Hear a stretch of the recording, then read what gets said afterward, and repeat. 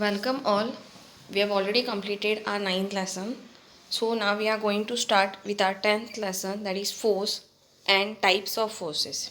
So we are basically going to study about force in detail now and what are the different types of forces. So tell me what is meant by force.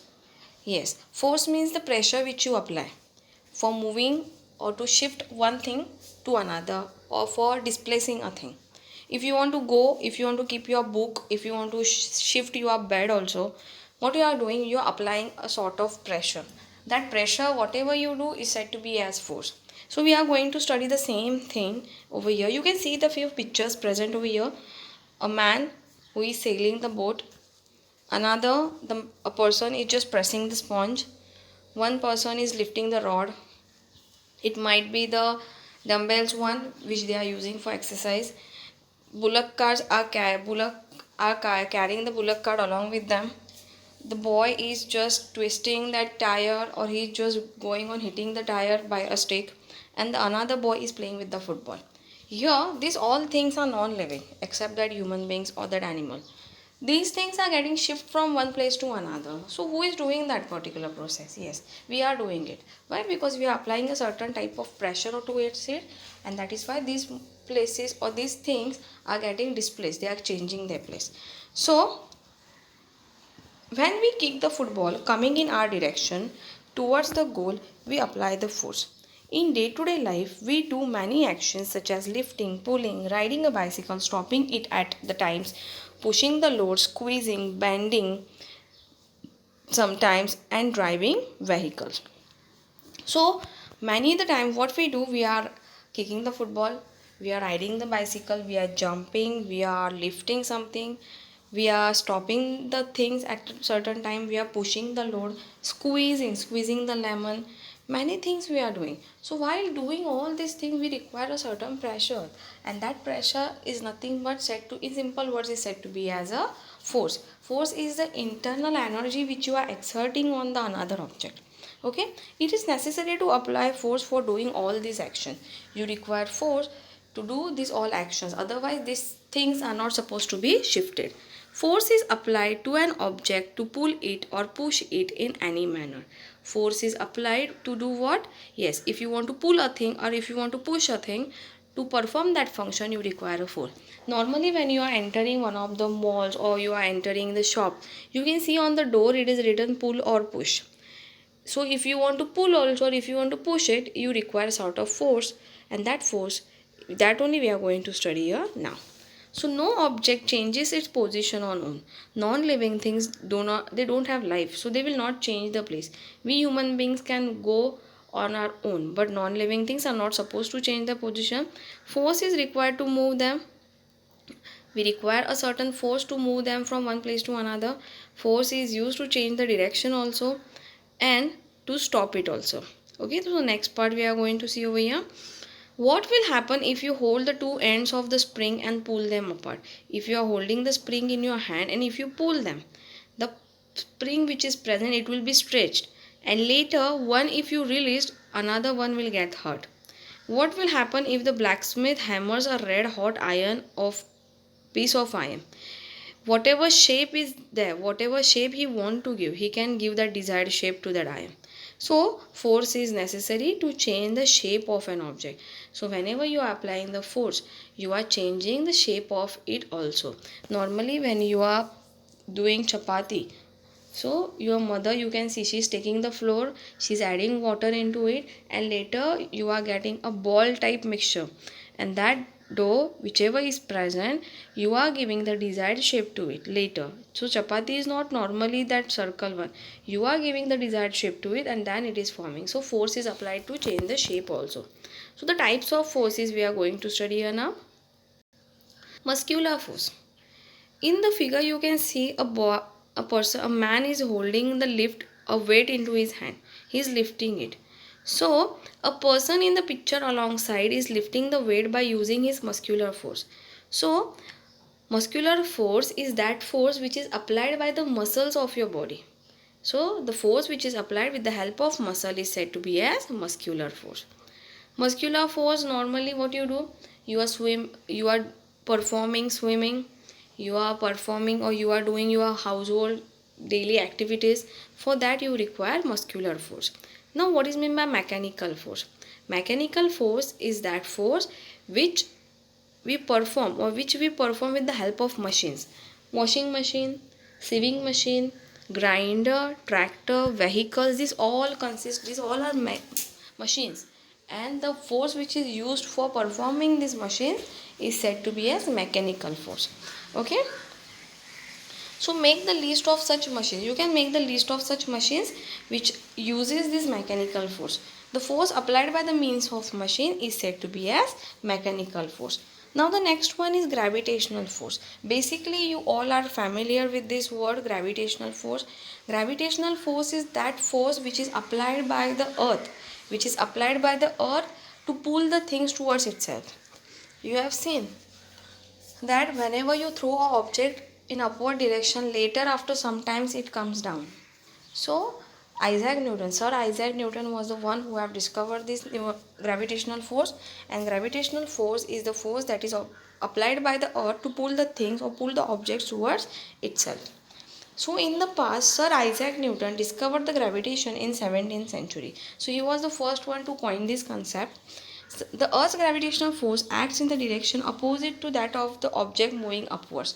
So gravitational force is always acting in the opposite direction. If you are throwing the thing upward, it will come downwards. Hence the speed of that object goes on decreasing till it becomes zero. See, if you bounce the ball, if you just bounce the ball, before you throw the ball down, it will bounce, and after some time it will just be in a normal position as it was earlier. So when you are throwing in a upward direction, you throw it with a very great speed, but afterwards it becomes normal. When the thing is falling down, it comes with a very great speed. The speed increases. It is just because of the gravitational force. So we will see the next part over here. Now you can clearly see the boy is dropping the stone in the water. Earlier in first figure, you can clearly see he is dropping the stone at a certain height. The height is not that much. They have taken 20 centimeter height somewhere. And in another figure, you can clearly see that boy is throwing the stone from a greater height. So when this happens, what actually you can see the difference in the you can hear a certain sound. Okay, water is getting spilling up, some of the water is coming out also. It depends upon the height of it. It depends upon where that object is actually standing, where that object is actually where you have actually hold that object. The next figure, you can see a man is picking the gunny sack on his back. The first one gunny sack is not that much heavy, so it doesn't require that much effort. But you can see in the next figure it is too heavy, that's why the man is bending down. So always remember one thing, greater force is to be applied for the greater weight. If I told you to pick up one book, you can easily pick up. But if I have told you to pick up a cylinder, same force is not going to be applied. You require the greater force to pick up it. Okay. Now, the gravitational force operates between the sun and the planets in the solar system. And why do you think anytime, or have you ever thought about it, why these planets and this sun is not colliding each other? Colliding means why they are not coming and banging each other? Because earth is having gravitational force. Okay, so why all these planets are not coming and getting attracted to earth? Yes, one thing is that the planet earth, planets normally consist of gravitational force. Sun also has the equal gravitational force, so it is pulling from one end and they have the tendency to resist it. So it's like a tug of war. One is pulling from another end, another is pulling from that another end. So while pulling, there is a certain distance kept in between, and that is why these all planets are moving in a certain path or their orbits. Okay. So the next one is magnetic force. Magnetic force is the force which is applied by the magnet. The force exerted by the magnet is said to be as a magnetic force. The next part is the frictional force. So frictional force is what? Whenever you are playing with the carom, normally you can see the coins on the carom which are there. After some times, after the board gets rough, that carom coins do not move that easily. When you put on the boric powder or any of the powder into it, it will move smoothly. But when the board is getting rough, they are not moving that smoothly. It just happened because the friction between that coin downward surface and the carom upper surface is reduced. Sorry, the friction is just increased, and that is why you can experience that the carom coins are not moving easily.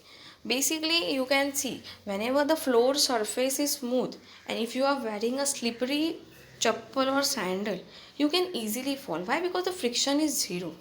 But when there is a greater friction, when the surface is rough, when your sandals are also rough, the both surfaces, when they slide also on each other, there are no chances of falling down.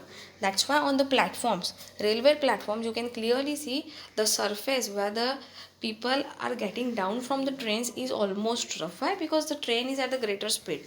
If a person try, by chance he comes down, by chance he step down, and with that greater force, there are chances that the person can fall down. So to avoid that, the surfaces of the railway stations are almost rough. Okay, the smooth surfaces can be easily rubbed against each other because of the force of friction between them is less, while the rough surfaces cannot be rubbed against each other because the force of friction between them is much greater. Is it possible for us to walk? It is possible for us to walk on the ground only because of the force of friction. If the force of friction was zero, we would have almost almost always fallen down. Okay, if there is no friction, it would be slip and fall for us. For example, we are likely to slip while walking on an oily or the wet floor. Okay, whenever any person is walking on the banana skin, he is almost falling down. Why? Because the banana skin is soft. The downward part, the friction between your slipper and that banana skin becomes zero, and there are chances you will fall down. The force of friction is greater between the wheel and the wooden plank laid down under the car. Hence, it can be pulled out from the mud. In short, the force of friction can be either be desired, decreased or increased as desired. So, what they are telling you over here, whenever your vehicle also sometimes when you are traveling, it gets stuck into the mud. It no, basically don't comes out. Why? Because the force of friction is zero over there. When the surface is rough, it will be easy for you to dislocate it. It will be easy for you to remove it out. The next part is electrostatic force. Electrostatic force is what? Just take a piece of paper. Okay, now winter season is a good season for performing these electrostatic activities or experiment. Take the piece of paper, just take the comb and rub on your hair, and after rubbing on your hair, take near to the piece of papers. You can see that the piece of papers are getting attracted for a certain time. Later they will collapse, but they are getting attracted. So the force exerted by the electrically charged materials, such electrically charged materials, is said to be as electrostatic force. Which are the objects which are useful for doing these activities? Rubber, plastic, ebonite, these are useful. Wool is also useful. Silk is also almost used. Okay, and combined forces means all the forces are coming together: muscular force, mechanical force, gravitational force, electrostatic force, magnetic force, frictional force. This all together, when it comes, it's like the combined forces. So this is the end of your lesson. I hope you have understood it. Question answers will be given by my side soon. Thank you.